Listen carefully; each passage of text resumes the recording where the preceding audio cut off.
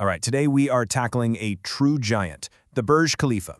We're going to dive deep and uncover the absolutely incredible engineering secrets that let this thing pierce the sky without, being ripped to shreds by the wind.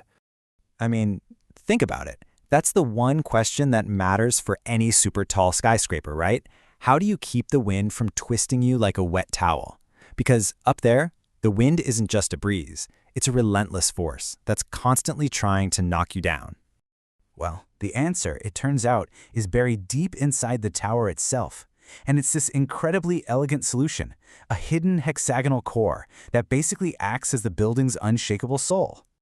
So, let's set the stage. This is a story about a classic battle.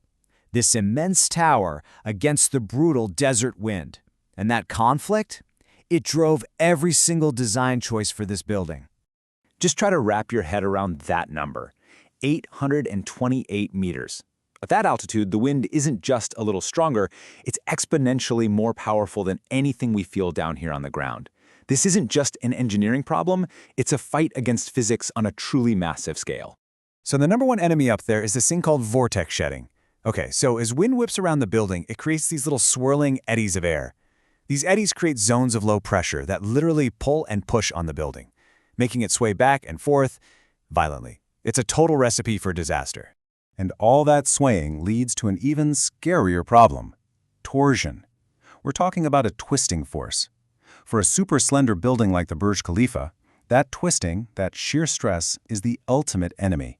It's the kind of force that could lead to catastrophic failure. And here's the real kicker.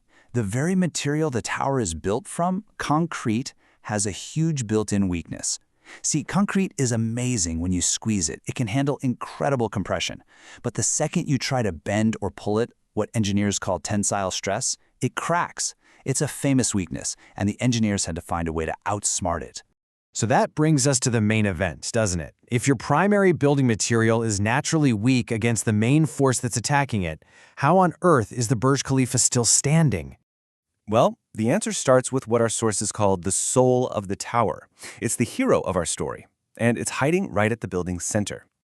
And this is it, a massive, six-sided core made from reinforced concrete. This hexagonal pillar runs all the way up the middle of the building, and it's designed to do one thing really, really well: resist that twisting, torsional force from the wind. It's the building's anchor.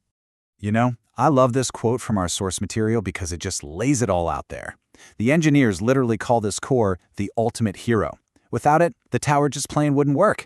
It's what keeps the whole thing from twisting itself apart. Okay, but there's a catch. A structure this tall and skinny, even with a strong core, is incredibly unstable on its own. It's like trying to balance a needle on its point. So what was stopping this hero from just toppling over? Well, they found their solution in a totally different area of engineering. They borrowed a brilliant ancient idea, one designed to hold back millions of tons of water. The answer was buttresses. Those huge supports you see holding up dams. The engineers took that idea and adapted it. They designed 3 wings that fan out from that central hexagonal core, creating a massive tripod shape. This gives it incredible sideways support and basically nails that skinny core to the ground. And right here, this is where the true genius of the design kicks in. Because by locking together that core and those 3 wings, the engineers created something that was way, way stronger than the sum of its parts. So, quick engineering lesson. If you want to stop something from bending, the absolute best shape you can use is an I-beam. You've seen them everywhere. Those wide top and bottom parts, the flanges, they resist all the bending forces, and the thin part in the middle holds it all together. And that's exactly what they did with the Burj Khalifa. That central hexagonal core, that's the web of a gigantic I-beam. The 3 wings that fan out, those are the wide outer flanges. It transforms the entire footprint of the tower into one single massive I-beam, giving it incredible stiffness against bending. So when you put it all together, the core, the buttress wings, that I-beam effect, you get the final concept, the thing that truly defines the Burj Khalifa's strength. It's known as a stiffened rod. It's not a collection of different pieces anymore. It's one single integrated system built for one reason and one reason only: to stand perfectly still no matter how hard the wind blows. The big takeaway here is that word integration. The central hub and the wings that support it are all locked together. It turns the building from a stack of floors into a single, unshakable unit that resists both bending and twisting. But they didn't stop there. The whole shape of the tower is designed to fight the wind. That spiraling steps design isn't just for looks. It's asymmetrical, which actually confuses the wind and stops those dangerous vortices from getting organized. The tower also gets thinner as it gets taller, so there's less for the wind to push against way up high. And if you want proof that this all worked, here it is. The system was so good, so revolutionary, that partway through construction, they realized they could add another 312 meters to the building's height. That's basically the entire height of the Eiffel Tower, just tacked on to the original plan. So what's the bottom line? The Burj Khalifa doesn't just stand up to the wind, it completely outsmarts it.